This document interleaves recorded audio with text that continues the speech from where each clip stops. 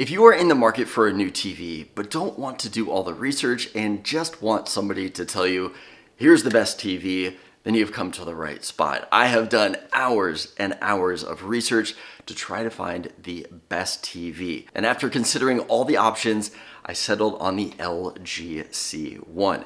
Now in today's video, we are going to be going over some of the features of this, what it offers, and help you make a decision if it is right for you. So stay tuned.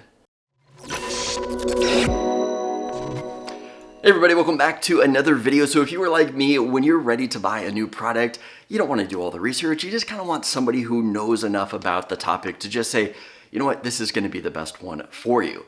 But I didn't have that luxury, so I had to do hours and hours of research. I actually purchased this TV just before Christmas at the end of 2021.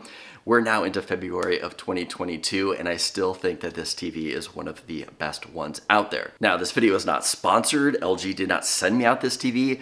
This is just my honest review of this TV and why I picked it. Now, before we get started, if you could hit that like button, I would greatly appreciate it. Also, don't forget to subscribe for more content like this. And with that said, let's go ahead and see what this TV offers. So like I mentioned before, this is the LG C1. This is a 4K smart OLED TV. It comes in sizes anywhere from 48 inches all the way up to 83 inches. For what I purchased, I actually think that the sweet spot for this TV is 65 inches, and that is what I picked up here.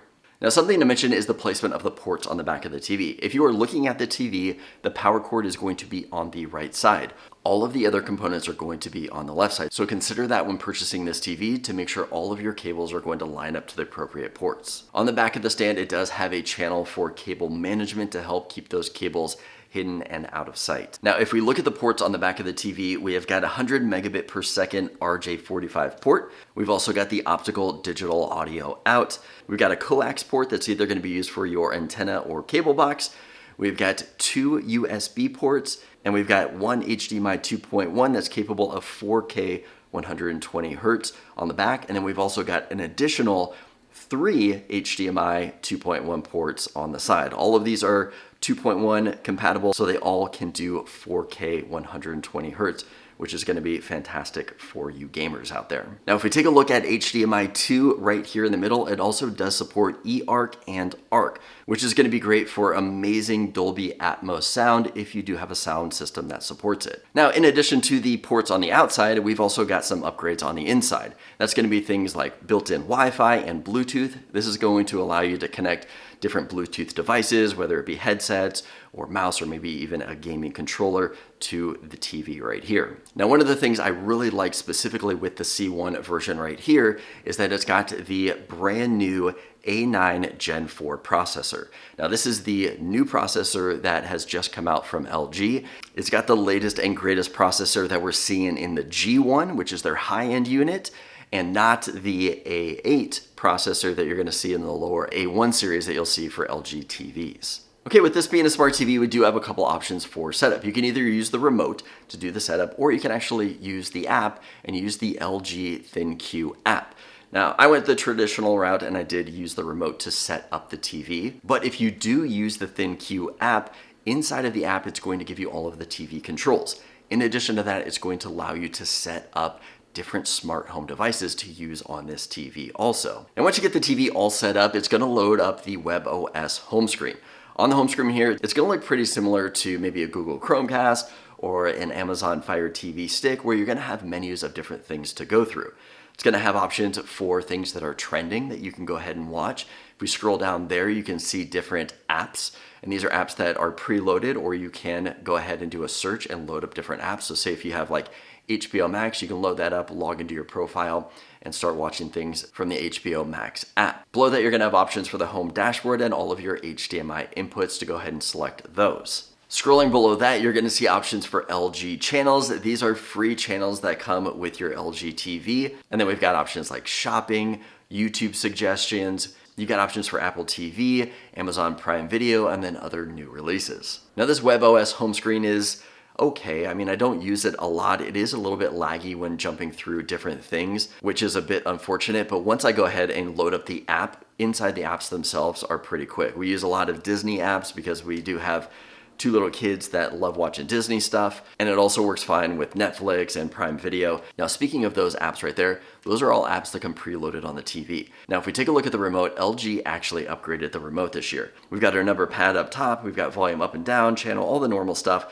We've got a home button, a mute button. If you push on the microphone right here in the middle next to the home button, that is actually going to bring up the LG Web OS voice assistant. Next to that, we've got our input selection, we've got a back button down below, and then we've got our settings. Now below that, we have all of our pre-programmed buttons. So we've got things like Netflix, Prime Video, Disney, LG channels, and then we've got two buttons below that, which is going to allow you to use the voice assistant for Google or for Amazon. Now, something else to mention with these LG remotes is that you notice when I move the remote around, there is a pointer on the screen that allows me to quickly maneuver around and pick something on the TV.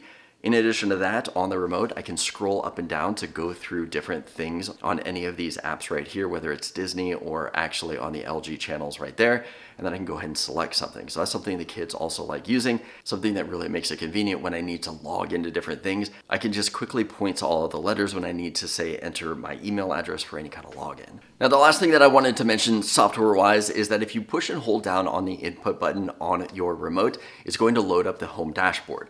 On the home dashboard, you're going to be able to see all of the HDMIs that you have connected, in addition to Apple's AirPlay and any smart home devices that you set up in that ThinQ app. Now, I'm not going to dive too much into that stuff right now. I'm going to do an additional video on tips and tricks that you can get out of this TV, maybe go through some of my favorite settings in an additional video and different things like that. So again, don't forget to subscribe if you guys want to see those videos. Okay, so now that we have taken a look at what this TV offers, not only hardware and software-wise, let's go ahead and talk about why this TV is so good. Now, I can tell you right now, the shots that I'm going to be showing you in this video are nowhere near the kind of quality you're going to be getting out of this TV in person, but I will do my best to kind of go over that right now. So like I mentioned early on, this is an OLED TV, and what that means is that with OLED TVs, each pixel is controlled individually. So a pixel can be turned completely off, which is going to be able to give you absolutely true blacks. So with any movie that you're watching, the blacks are essentially going to be black because they are going to be turning that pixel off. With, say, for plasma TVs, those are all backlit. So they're still kind of getting some light to them, which aren't going to give you those true blacks. And that is one of the huge benefits with OLED TVs. Now, I know that there is a concern with OLEDs having burn-in.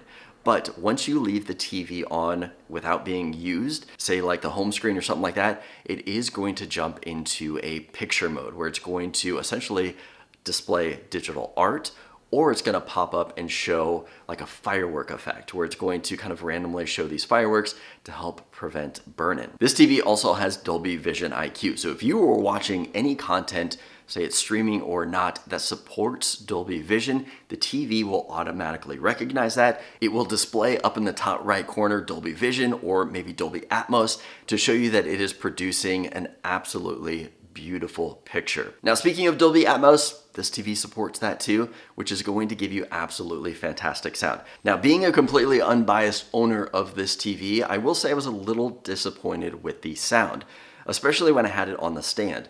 With the stand, it's supposed to be able to reflect off of that bass, which is why you have the different options for sound, and it asks you if it's on the bass or not. When it was on the bass, I thought that the audio kind of sounded a little bit tinny, and I didn't like it at first. I went through all the options, but unfortunately, it wasn't the best. Once I got it mounted on the wall and I switched it to wall mode, I thought it actually sounded a little bit better. And now that I've been using it for about 2 months, I don't notice really a difference at all. It all sounds fine to me because it's just what I'm used to, but that is something that I wanted to bring up when I initially got it. Wasn't that impressed with the audio, although the picture blew me away. Now, the last thing that I wanted to mention for any of you gamers out there is that this TV does support G-Sync and FreeSync. Those are going to be your best options for getting those beautiful games that you can out there. Now, I am not a gamer. I do not have any gaming consoles, but from the research I've done out there and some other reviews that I have seen, apparently these TVs are fantastic for gaming TVs. All right, so that's pretty much what I have for the LG C1. Like I said, I have done hours and hours of research, from checking out Consumer Report to viewing and reading all of the articles from CNET, Digital Trends, The Verge, from watching hours and hours of video on YouTube of other people's comments and review on this TV. I will have to say that I agree with everything that I found and that this TV is going to be the best bang for the buck. Now, if you're looking to purchase this TV, I will have links below for you guys to make that purchase. Those are affiliated links, so I would appreciate it if you guys use those. If this video was helpful, give it a thumbs up and let me know that you liked it. As always, don't forget to subscribe for more content like this, and I'll see you guys in the next video.